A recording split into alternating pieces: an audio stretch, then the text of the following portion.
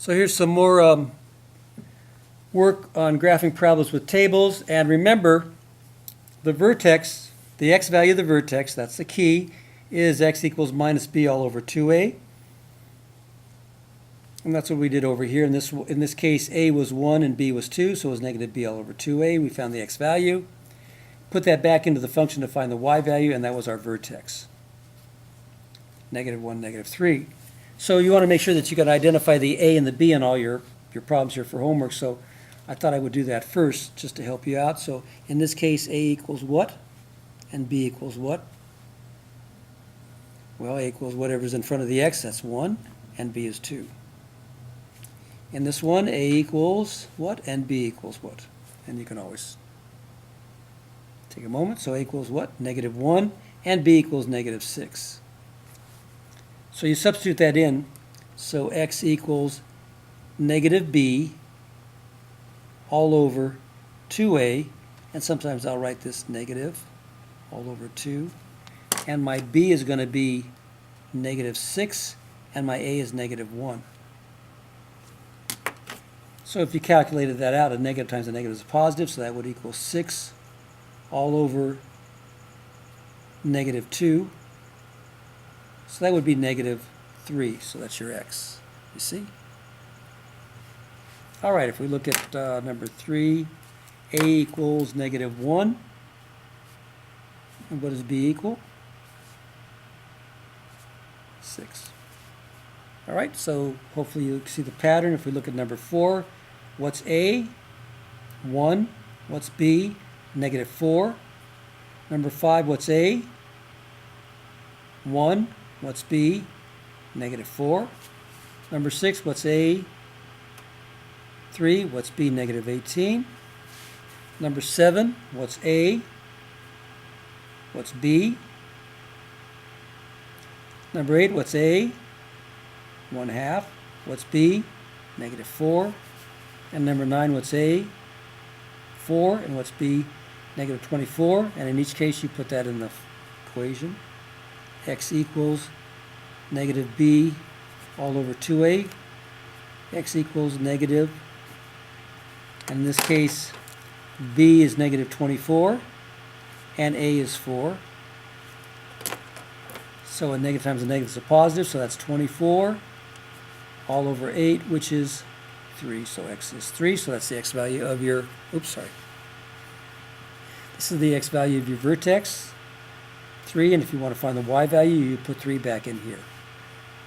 So 4 times 3 squared minus 24 times 3 plus 30, and that will give you the y value. Okay?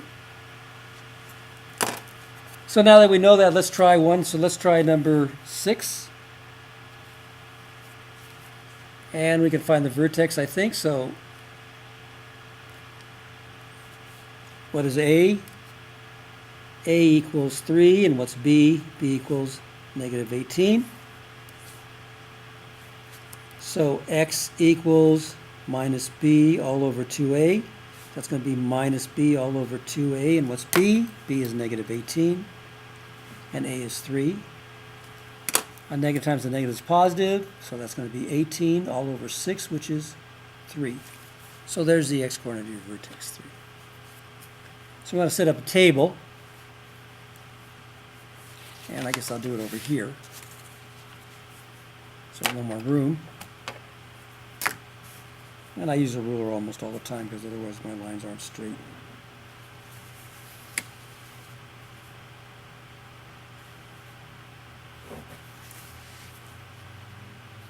There's your x and there's your y.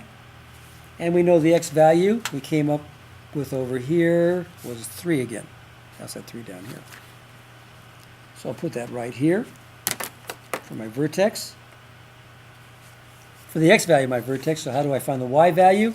Well, I've got to put that back into this equation. So I have to find f of 3. So remember, we use our function notation. In number 6, y, which equals f of x, was equal to 3x squared minus 18x plus 8 Or we can use a rule, f of something equals 3 times that something squared minus 18 times the something plus 8. And in this case, we want to find out f of 3, so we'll put a 3 here. And that's going to give me my y, value of my vertex. And 3 times, well, 3 squared is 9. 3 times 9 is 27, so I've got 27. Negative 18 times 3 is 24, 54, plus 8. That equals negative 27 plus 8, which equals negative 19. So negative 19 is the y value. So my vertex is the point 3, negative 19. Now we want some values on either side of these, so we'll go 3, 2, 1, and 3, 4, 5. So we'll try that. Okay, draw this down a little bit more like this. Now we'll have to find f of 2, so we got to do all this work, so that's going to take a little bit of time. Sorry about that.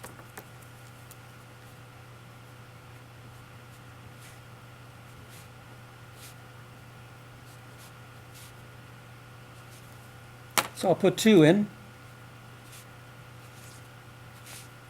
And 2 squared is 4. 3 times 4 is 12. Minus 18 times 2 is 36. Plus 8.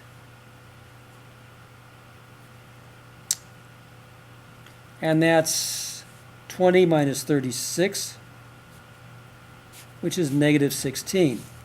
So I get negative 16 here. So that means the point 2, negative 16 is on the graph. And then I could put 1 in, that might be a little bit easier. So again, we got to do all this work over here.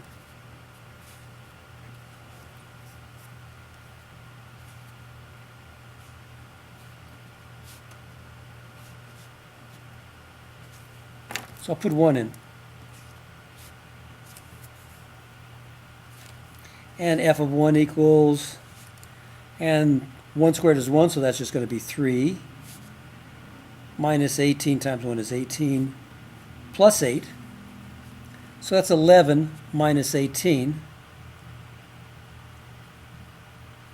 And that equals to negative 7.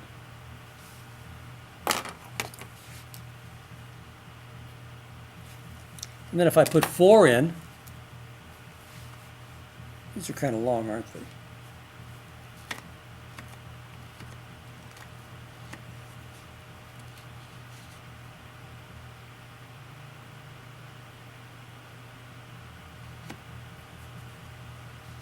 Okay, so let's kind of change these because this is a little bit long. So what I'll do is I'll change the assignment. So if you're watching this, you'll get to know. We'll do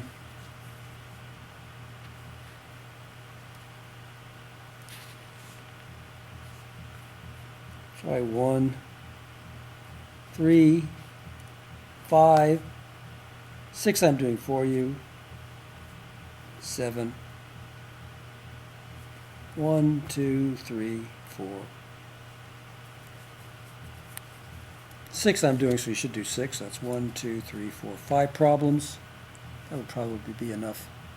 So just try those 1, 2, 3, 4 problems plus that. That'll be enough. So just do those 4 more problems. Okay, that'll be enough. These are kind of long. Okay, so if we look at number 4, I'm sorry, look at f of 4.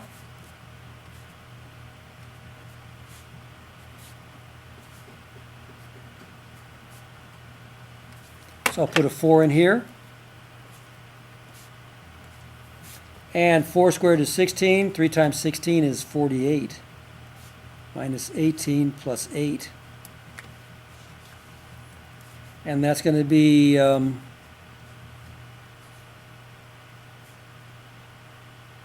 I'm sorry, that's 32. Excuse me. Okay. 48. So 48 minus 32.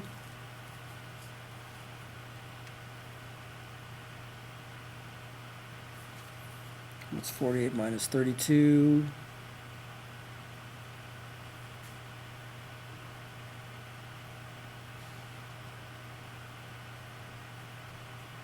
that's 12.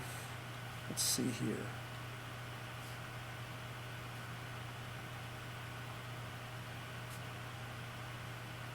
Oh, it's 18 times 4, excuse me, not 8 times 4. Sorry about that, I'm fumbling around here. So 4 times 18 is 3672, so it's minus 72. Plus 8, excuse me. And then 48 minus 72 is going to be negative 24, so negative 24 plus 8 is negative 16. So it's going to be negative 16. And then one more, f of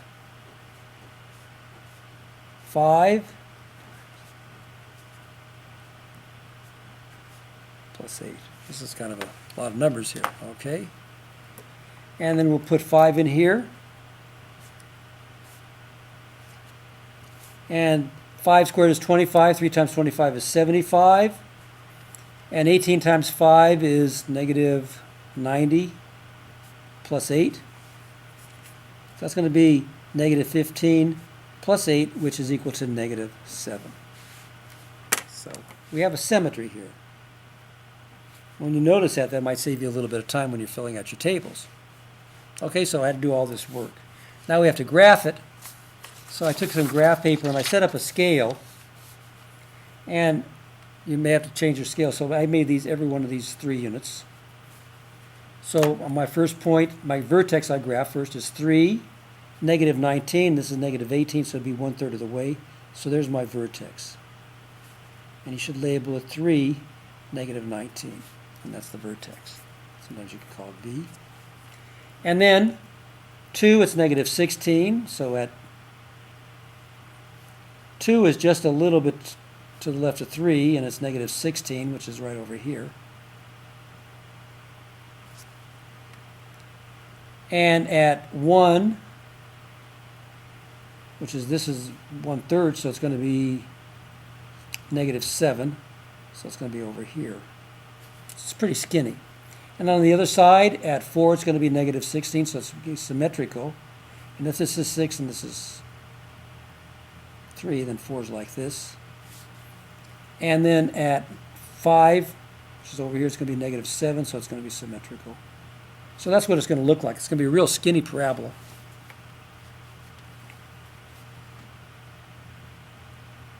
I'm going to make that kind of a U in there, not a V. Don't connect them with the rulers.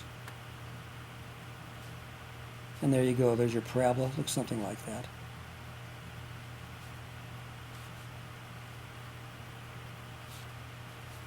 And that's kind of skinny because we had a number in front of the x, it was a 3, so that makes them a little skinnier. Okay? So that's number 6. And you can make your scale any way you want, but this is one way to make it work.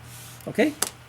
So that's kind of a complicated problem. So just for homework, do 1, 3, 5, and 7. That'll be plenty.